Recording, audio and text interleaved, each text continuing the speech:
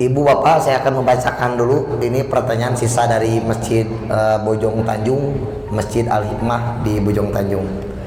Pertanyaan pertama yaitu, Ustadz, saya ingin meminta penjelasan atau sarah sabda Nabi yang mengenai ini. Sungguh benar-benar akan ada di kalangan umatku sekelompok orang yang menghalalkan zina, sutra, homer, dan alat musik. Apakah yang dimaksud menghalalkan di sini hukum asalnya haram? Jika begitu, bagaimana dengan hukum musik dengan hadis yang di atas? Ya, Bapak Ibu, setahu kami hadis yang ditanyakan itu bersumber dari sahabat Haris bin Malik, atau yang lebih populer disebut dengan Abu Malik Al-Asy'ari.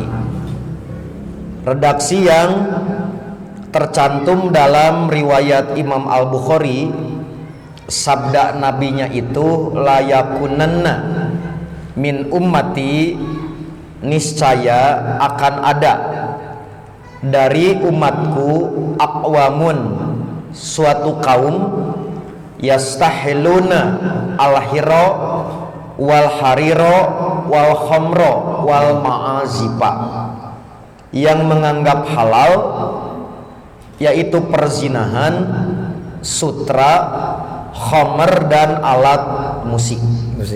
Itulah barangkali hadis yang ditanyakan.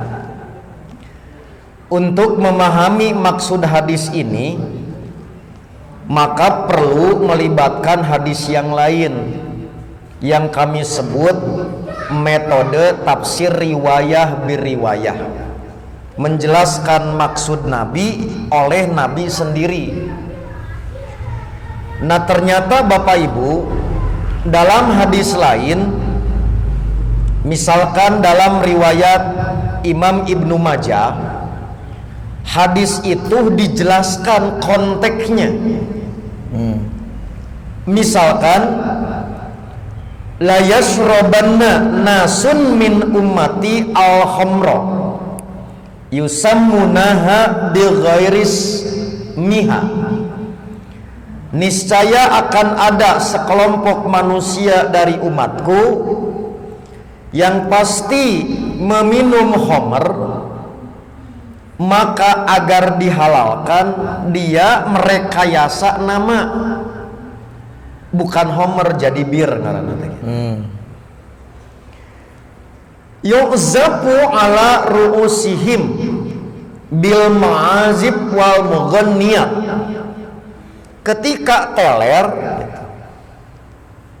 maka didendangkan di dekat kepala-kepala mereka berbagai alat musik dan biduanita, maka yakhshifullahu bihim al-ardo, digoncangkan oleh Allah bumi, menenggelamkan mereka, wa yaj'alu minhum al-qiradata wal khonazira, oleh Allah dijadikan di antara mereka menjadi monyet-monyet dan babi-babi.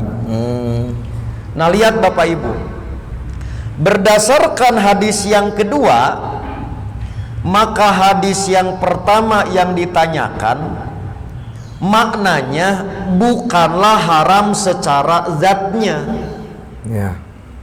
Al aslu pil gitari, al menangu da gitar mah teu boga beban kapan. Al aslu pil sulingi, al menangu, illa kecuali alat itu digunakan untuk sarana kemaksiatan.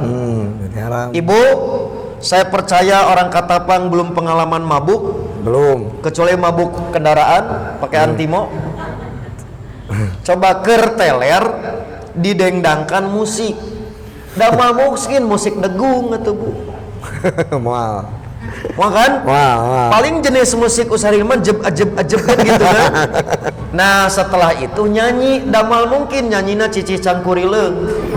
Atau tadi dulu sumbang kan? Nah, itulah yang dimaksud. Jadi diharamkan bukan zatnya, tetapi di situ menjadi alat yang mendukung kemaksiatan. Semakin dimusikan beki asik bermaksiat. Semakin ada biduanita, semakin abdol di dalam pelaksanaan terjadinya kemaksiatan. Itulah namanya haram aridi. Haram karena dampaknya, bukan haram zati. Jadi tidak ada yang mengharamkan secara zat. Berarti kembali al aslu fil asya al ibaha. Pokok urusan keduniaan hukumnya boleh, illa madalla dalilu ala tahrimi, kecuali ada dalil yang mengharamkan. Inilah metode tafsir riwayah birriwayah. Mengartikan satu hadis jangan pakai fikih kita, tapi pakai fikih hadis. Begitu, Ustaz Hilman. Saya cantumkan nanti dalam jawabannya. Pandangan ini bukan hanya pandangan ulama Persisto, para ulama dunia juga memberikan pandangan yang sama. Misalkan ulama Kiwari, yaitu Syekh Dr. Wahbah Az-Zuhaili, kurang lebih dengan nada yang sama, redaksi yang berbeda, intinya seperti itu. Jadi bukan hanya fikih Persis, tapi juga fikih ulama yang lain dalam memahaminya seperti itu. Begitu? Ya.